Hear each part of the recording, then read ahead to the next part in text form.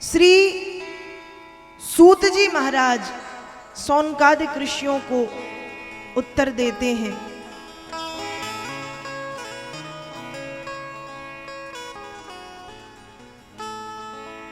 अब श्री सूत जी महाराज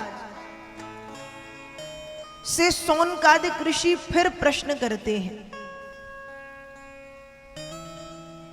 कि वेद व्यास जी के जो पुत्र हुए हैं श्री सुखदेव जी,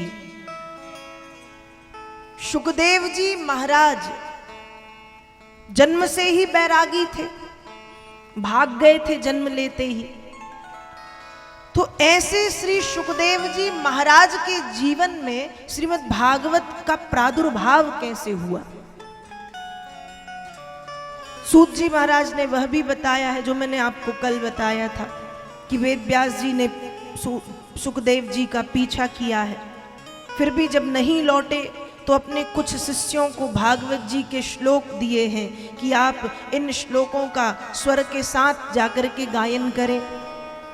और जब उन श्लोकों को सुखदेव जी महाराज सुनते हैं तो श्लोकों को सुनने के बाद श्री सुखदेव जी महाराज आनंद के अतिरेक में समा गए, डूब गए और वापस व्यास जी की शरण में आते हैं और व्यास जी के द्वारा श्रीमद् भागवत के अध्ययन को करते हैं। अब सूत जी महाराज से सौनकादिक ऋषियों ने प्रश्न किया है। प्रश्न यह किया कि सुखदेव जी तो कम बोलने वाले हैं, मौन ज्यादा रहते हैं, तो ऐसे मौनी श्री सुखदेव जी का संवाद सम्राट कर्मयोगी परीक्षित से कैसे हुआ?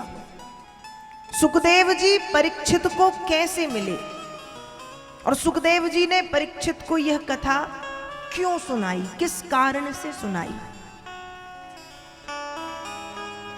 सूत जी महाराज वर्णन करते हैं कि श्रीमद् भागवत का बीजांकुरण महाभारत नामक महान ग्रंथ से हुआ है। और महाभारत नामक महान ग्रंथ में महारानी कुंती ने अपनी एक प्रमुख भूमिका निभाई है। महाभारत के विनाशकारी युद्ध का कारण क्या था? महाभारत का युद्ध क्यों हुआ?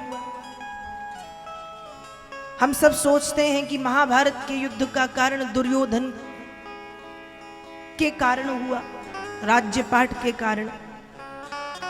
कुछ लोग सोचते हैं कि महाभारत के युद्ध का कारण देवी द्रौपदी थी। कुछ लोग कहते हैं कि महाभारत के युद्ध का कारण स्वयं भगवान श्री कृष्ण थे। लेकिन यदि देखा जाए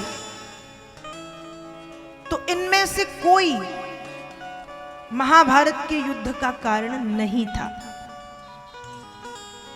कहीं ना कहीं ये रहे, लेकिन मूल रूप से ये नहीं थे। तो महाभारत के युद्ध का कारण कौन था? तो महाभारत के युद्ध का एकमात्र कारण बताया गया लोभ। लोभ के कारण महाभारत का विनाशकारी युद्ध प्रारंभ हुआ। लोभ बड़ा भयंकर है, व्यक्ति को लोभ से बचना चाहिए।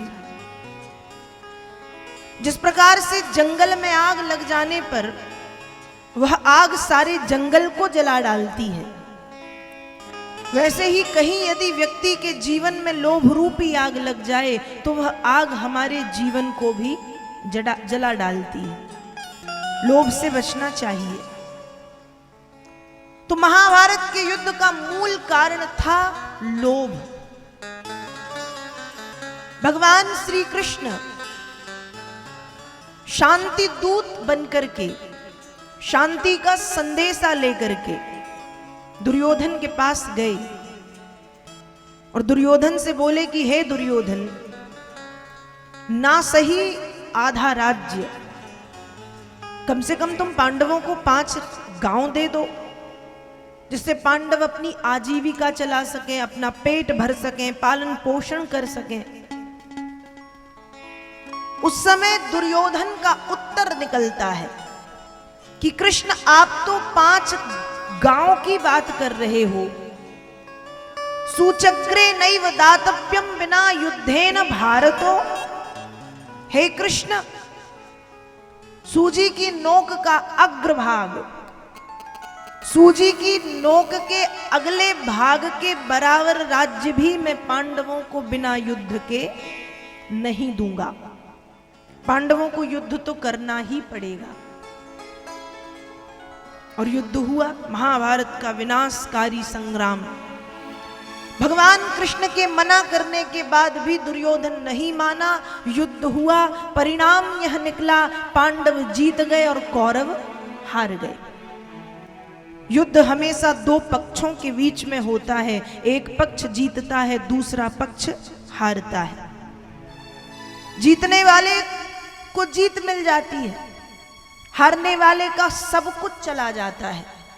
लेकिन जीतने वाले को जीत तो मिलती है, लेकिन उस जीत के लिए उसे भी अपना बहुत कुछ मूल्यवान खोना पड़ता है, बहुत कुछ गंवाना पड़ता है। ये युद्ध की प्रक्रिया बड़ी जटिल है, इसलिए व्यक्ति को इस प्रक्रिया से बचना चाहिए। हम कहते जरूर हैं अरे युद्ध, अरे युद्ध, अरे युद्ध, लेकिन जरा सोचे तो कि युद्ध की प्रक्रिया है कितनी बुरी। 2 पक्षों के बीच में हुआ, एक पक्ष हारा, एक पक्ष जीता। हारने वाले का तो सब कुछ गया, पर जीतने वाले ने भी अपना बहुत कुछ मूल्यवान खोया। युद्ध हुआ, पांडवों को जीत मिली, कौरव हारे।